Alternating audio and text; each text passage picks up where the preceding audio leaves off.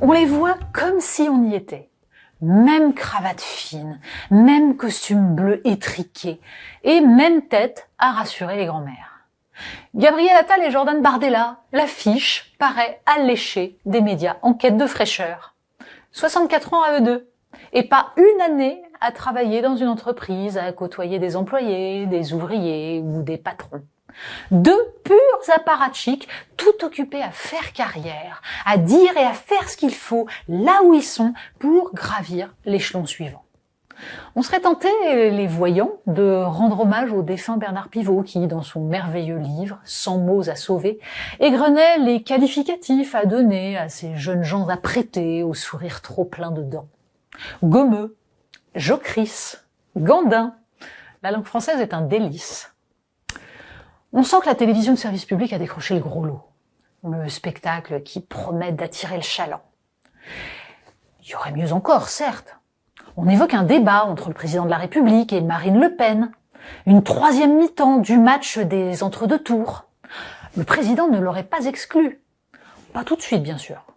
Marine Le Pen y consentirait. Mais après les européennes. Ou à l'automne, on ne sait pas. En attendant, donc, le match des dauphins. Le duel des jeunes stars aux dents longues. Qui va écraser l'autre? Qui décrochera le scalp de l'adversaire? Les Français trépignent. Ou plutôt les journalistes politiques. De quoi parle-t-on, précisément? Nous sommes en campagne électorale pour des élections européennes, scrutin de liste à un tour. Les Français doivent élire les députés qui les représenteront au Parlement européen, où sont votées des directives traduites par la suite en droit français, qui ont un impact direct et majeur sur leur vie.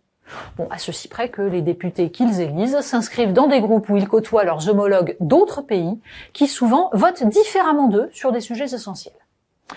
De l'avenir de l'agriculture française aux affaires florissantes des multinationales qui inondent l'Europe de produits chinois via les ports hollandais, en passant par la régulation des GAFAM ou les droits des travailleurs ubérisés, les sujets ne manquent pas.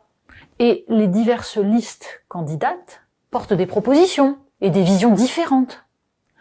Certes, les insoumis ont choisi par pur clientélisme de placer au centre de leur campagne l'évocation obsessionnelle du sort des Gazaouis, mais les autres, de Raphaël Glucksmann à François-Xavier Bellamy, en passant par Marie Toussaint ou même Marion Maréchal, tentent de faire entendre un programme.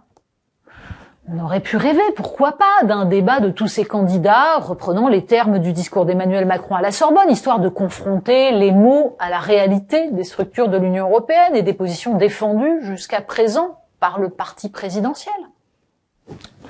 On aurait pu imaginer une grande confrontation sur l'élargissement et le vote à la majorité qualifiée, après une tribune magistrale signée par 50 personnalités intellectuelles et politiques, de Marcel Gauchet à Pierre-André Taguieff, d'Alexandre Jardin à Jean-Claude Mailly, publiée dans le Figaro. Rien de tout cela. Le pouvoir macroniste n'a aucune envie d'un débat de fond qui mettrait au jour ses contradictions et ses non-dits. Pensez donc, il pourrait apparaître que les citoyens veulent être consultés sur un choix qui engage l'avenir de la France. Non, mieux vaut effacer tout cela au profit d'un spectacle d'ambitieux, dopé au média training par des communicants sans conviction. On vendra aux Français une gigantomachie du bien contre le mal, en espérant qu'au dernier moment, ils iront voter utile pour éviter le triomphe de la bête immonde, même si on a contribué à populariser cette supposée bête au visage de représentants de commerce. En face, le RN y a également tout à gagner. Je te tiens, tu me tiens par la barbichette. Les quelques Français, encore dotés d'un peu de mémoire politique, se souviennent de cette une de Paris Match au printemps 2005. Nicolas Sarkozy et François Hollande, même cravate, même costume et même sourire pour promouvoir le oui au référendum sur le traité constitutionnel européen. L'incarnation de l'UMPS, ce bonnet blanc et blanc bonnet que déjà en 2002, le candidat Jean-Pierre Chevènement dénonçait au moment où Jacques Chirac et Lionel Jospin étaient allés signer, main dans la main, la fin des services publics à la française.